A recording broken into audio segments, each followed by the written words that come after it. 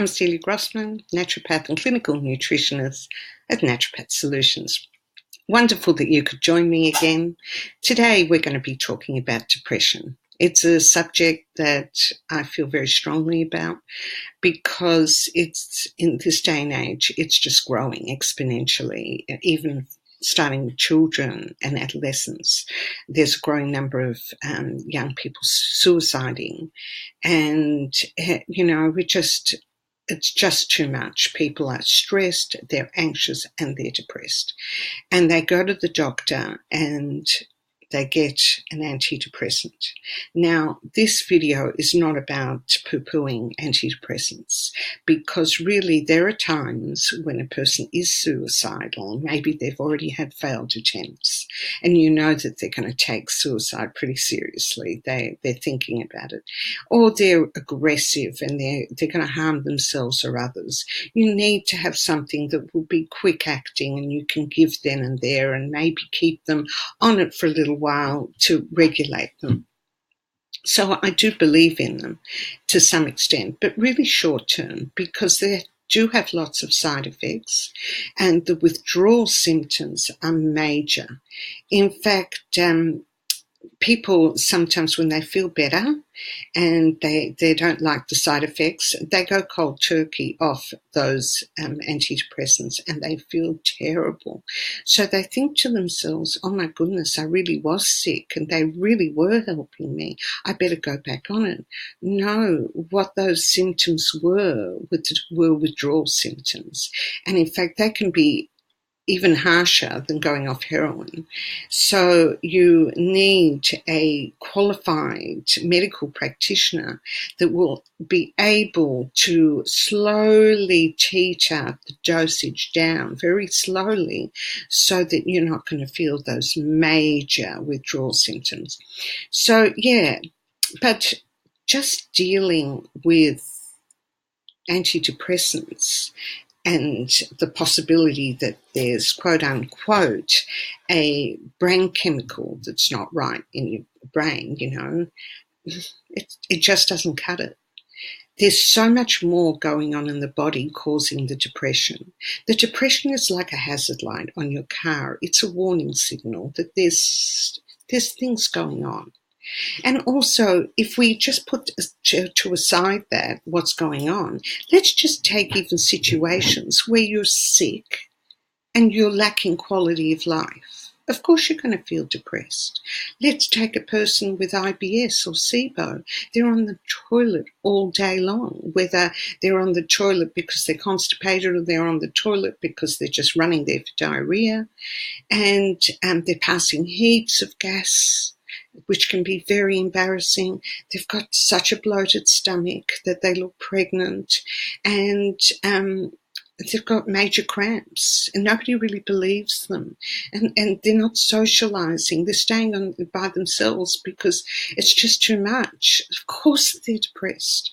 What about if somebody's been diagnosed with an autoimmune disease like multiple sclerosis, and they're on the verge of being in a wheelchair and not being able to do the things they used to do? Of course they're going to be depressed. And often the medication given for those chronic diseases, to address the chronic diseases, are going to cause depression.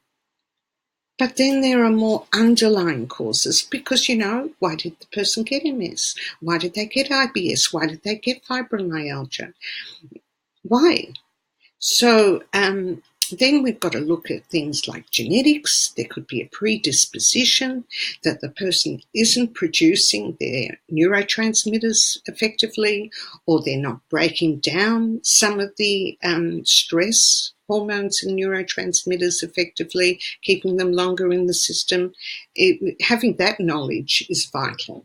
Then there's the knowledge about is the microbiome in a healthy state?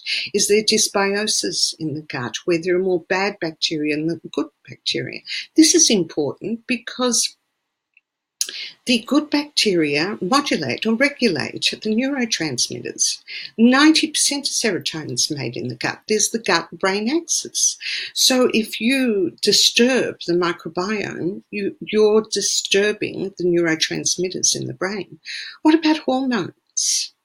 What about the thyroid? If you're hypothyroid, meaning your thyroid is underactive, your metabolism will be slower. Everything will be slower. You'll be constipated and you'll have toxic buildup in the body, and that can affect the brain. Let's talk about toxins. Toxins in the food and toxins in the environment.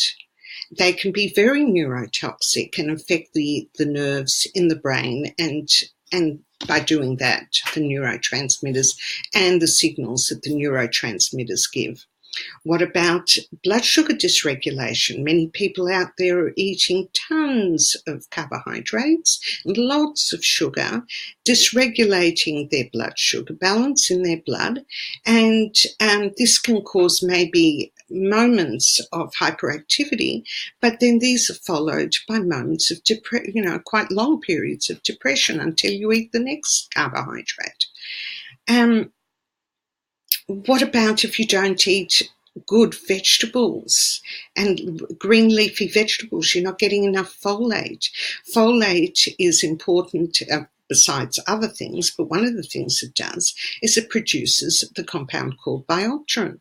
Biopterin is needed to make all the neurotransmitters. What if you don't eat enough protein? So you're not providing the body with adequate amino acids to make the neurotransmitters. What if you're not eating enough vitamins and minerals? And so again, you're not providing the body with the cofactors that are needed to make and to break down the neurotransmitters, because the neurotransmitters need balance. There are ones that are more inhibitory and ones that are more excitatory, and you've got to have a balance of them, or else you're too anxious and too excitable, or you're just down and you're just immobilized. So all that has to be looked at. You have to eat well, you have to exercise. There's so many things, and that's why you come to a naturopath. A naturopath nutritionist will look at the underlying factors, will look to see why you're depressed, maybe look at you, look at your clinical history, look at your appearance and your physical, how you're physically presenting, and then maybe doing some functional medical tests, pathology tests, where we can see where the underlying causes are, what's happening.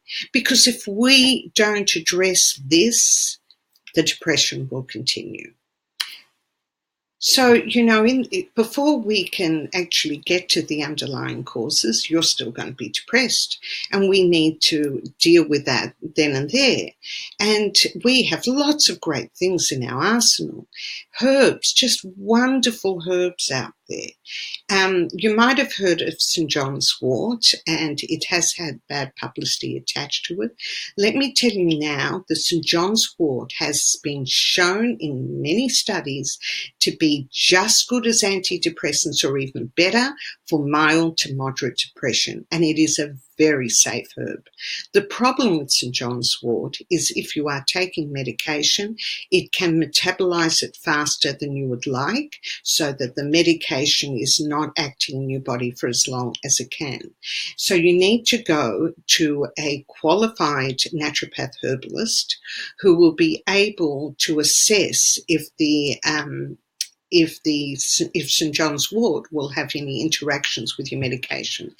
But more often than not, if you're on quite a few medications, the practitioner won't prescribe it. But it's okay. There are lots of great herbs out there that can act as a substitute. Saffron will not act in the same way as St. John's wort, and it's been proven to really be very effective. Then there's magnolia, and there's adaptogens like ashwagandha and rhodiola that also can be mood altering. There's melissa and or lemon balm, and there's passion flower and valerian and kava, which are really great for anxiety. There's some lovely, great sleep herbs if your anxiety is stopping you sleep, or your depression is making you wake up too early. And we also have, access to amino acids like glycine or taurine or theanine that have been shown to modulate and to improve GABA receptors. And we can even provide GABA in a powder form as well, which is an inhibitory neurotransmitter. There's also things like magnesium that is also an inhibitory neurotransmitter, a calmer. So there's so much that we can do for you even before we find out the underlying causes. And all these things that we provide, they mightn't be as quick acting as the antidepressants, but they won't have the side effects. So if you are interested, if you have some of these symptoms and you don't want to take antidepressants, please come, make an appointment. If you are on antidepressants but would still like to know what's causing the depression, I will not take you off the medication. That's not my job. That's for your medical practitioner to do. But I will be delighted to be able to help you find those underlying causes. So you can, if you have further questions, you can ring me on 0425 717 407, or you can contact me via my website, www.naturopathsolutions.com.au, and or you can even make an appointment through my website. So I hope you enjoyed this video, and I hope you join me next time. Have a great day. Thank you.